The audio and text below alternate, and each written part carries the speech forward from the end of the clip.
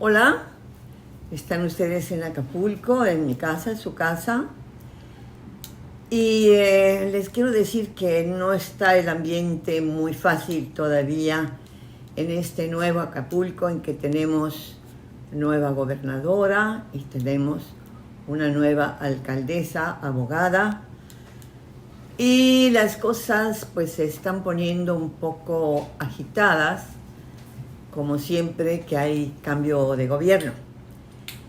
Pero yo sigo necia, terca, tratando de explicarle a la gente lo que fue el neoliberalismo en México. Porque fue más agudo, digamos, más impuesto que en otros países del mundo. Y el neoliberalismo es algo que debe desaparecer cuanto antes, como estamos viendo internacionalmente, porque no funcionó y solo enriqueció a los ricos del planeta. Y la cantidad inmensa de pobres estuvieron y siguen estando cada vez más pobres, con problemas. Estamos viendo, por ejemplo, lo que quiere hacer el neoliberalismo en España y en otros países europeos. Quieren que sean compañías privadas que lo que quieren naturalmente es ganar dinero, en lugar de que sean los gobiernos los que patrocinen la electricidad de los pueblos, de los países. En México, afortunadamente, hay una nueva instancia de ley para dejar la electricidad en manos del Estado, del gobierno que sea, pero del Estado. Hay cosas que no pueden utilizar los privados porque, pues no todos son malos, por supuesto.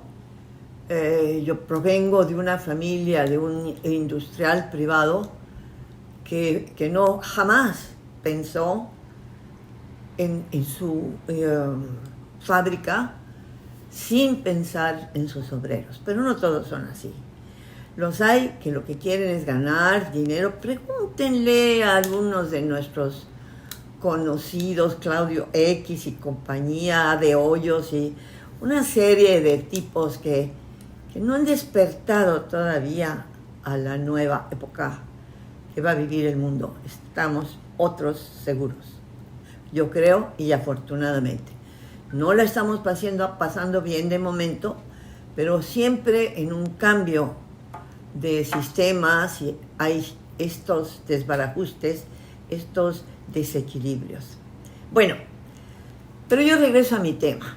Los antiguos neoliberales presidentes de México que llevaron este país a un estado en que lo estamos viendo día tras día cuando escuchamos lo que dice López Obrador, el presidente actual. Es una cantidad de cosas que tiene que tratar, que no para de trabajar un día tras otro en México y en otros lugares del país para componer todo lo descompuesto en este país. Al que naturalmente Estado al que quieren naturalmente regresar los ricotes para seguir enriqueciéndose. No les interesa otra cosa. A los neoliberales lo que les interesa es enriquecer a su grupo, a su sección, a su partido, etc. Pero les decía que yo quiero regresar a lo que viví, al pasado. Y estoy escribiendo un libro que se llama precisamente El neoliberalismo en México, Salinas y sus títeres. Y busco, aparte de lo que yo misma viví y percibí, toda la información que puedo para este libro, que será, espero, el último político que escriba. he encontrado cosas fantásticas que pues, se olvidan también a lo largo de los años. Encontré un magnífico artículo de mi amigo Carlos Puig cuando escribía para otros en una revista, y hace mucho tiempo se salió de todo esto y está ahora, creo que está en Milenio o en alguna cosa de esas. Pero es un excelente periodista que escribió lo siguiente, que les voy a leer porque no tiene pierde. Dice Carlos: a 20 años de distancia parece un chiste o una pesadilla o una novela, pero no lo fue. Esto es lo que les voy a leer.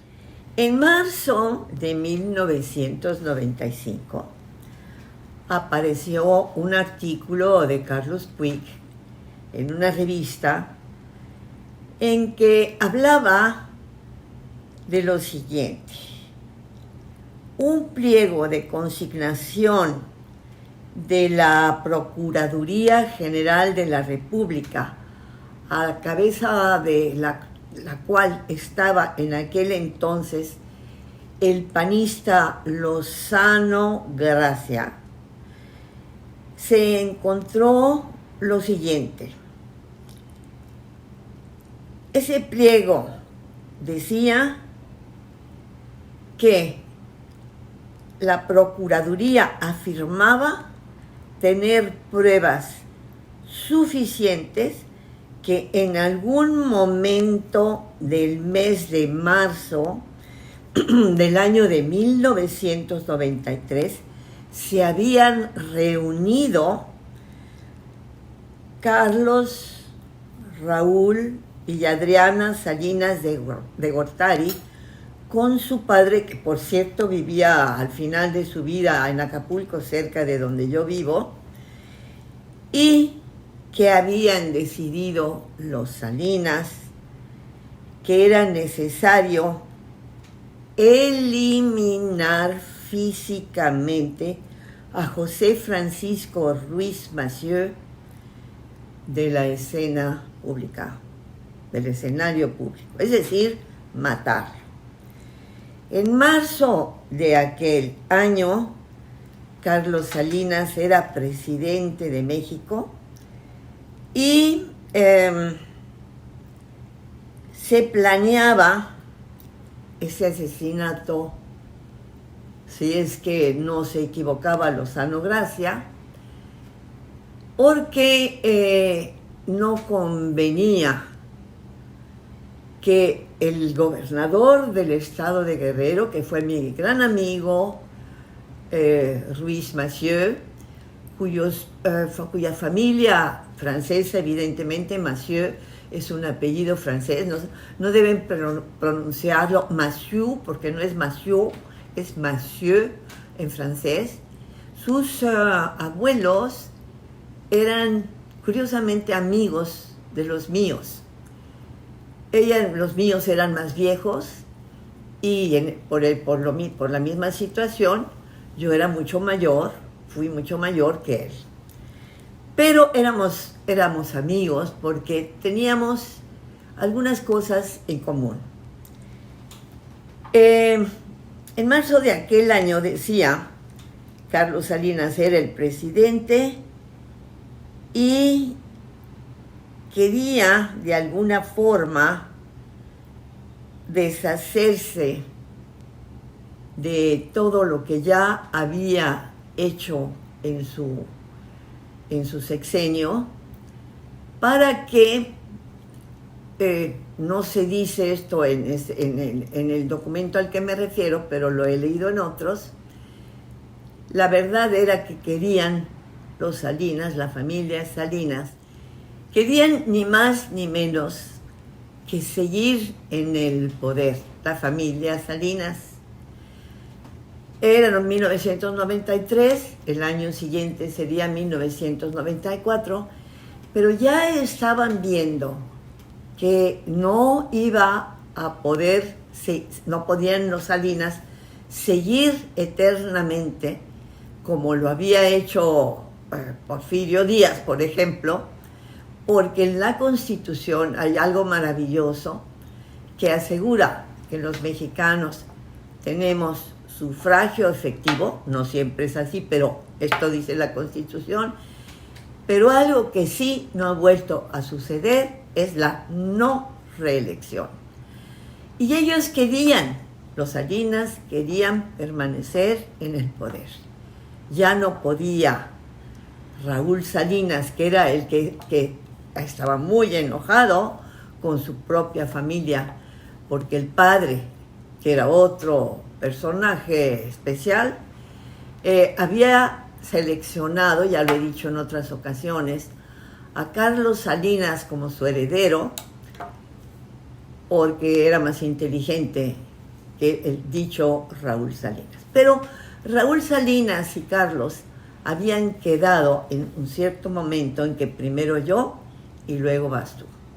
Solo que no se podía hacerlo con el mismo partido, el PRI, porque pues la no reelección ahí estaba escrita en la Constitución, en el artículo 83, por cierto, no se olviden, en letras pues de oro para México.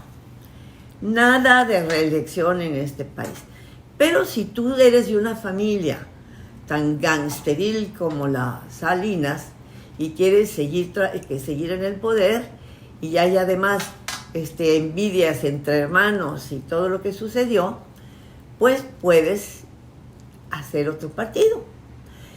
Entonces, se decía entonces, yo lo recuerdo con toda claridad, que Salinas, Carlos, quería hacer un partido que se llamara Solidaridad, porque el PRI ya estaba pues medio desdibujado, ya no era lo que había sido el PRI inicial, bla, bla, bla. El PRI al cual él había llegado simple y sencillamente por un fraude, con uno de los últimos fraudes que haría el PRI, no uno de los últimos, porque harían otros partidos de ellos mismos, de la misma clase gobernante. ¿Qué había que hacer para seguir en el poder? Otro partido. Solidaridad, pues como que no se pudo. Había otro partido, no voy a decir el nombre del partido porque sigue actuando en este momento como uno de los numerosos que tenemos. Otro partido podía haber lanzado la candidatura de el gran Raúl Salinas, el gran sinvergüenza de Raúl Salinas, porque no querían de ninguna manera ceder el poder. Querían ser un mini porfiriato, digamos, pero a base de puros Salinas. No sé si después, si hubiera sido posible para ellos, después de meter a Raúl Salinas de presidente, como decíamos, en otro partido, de otra manera, hubieran podido seguir. Pero el caso es que en ese momento tal era su deseo. El caso es que los Salinas no pudieron hacer su mini porfiriato, como decía antes. Y no pudieron, afortunadamente, pero sí tuvieron una acumulación de millones que no se puede creer. Hay un juez, porque bueno, estoy adelantando la historia. Cuando Zedillo entra al poder, al ser asesinado Colosio, Zedillo toma el poder. Finalmente, adelantémonos ahora en el tiempo, un juez le devolvió en el 13 de julio de 2008 le devolvió a Raúl Salinas todo el dinero que se había llevado. Yo creo que no solo suyo, sino también de su hermano Carlos Salinas, que se había llevado a Suiza, a Francia y a Inglaterra. Le devolvió ese 13 de julio y exoneró del delito de enriquecimiento ilícito al mayor de los hermanos Salinas de Gortari.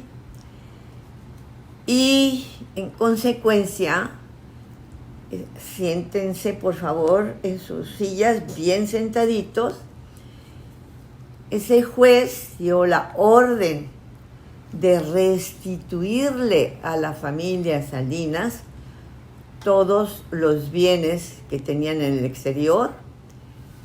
A Raúl inmediatamente 224 millones de pesos, pero tenían también 1.300 millones de dólares depositados en Suiza e Inglaterra, que habían motivado naturalmente toda suerte de problemas entre ellos mismos, entre los Salinas. Ese juez se llama, porque no lo podemos dejar en el anonimato a este señor, si es que todavía vive, no tengo la menor idea, se llamó Carlos López Cruz.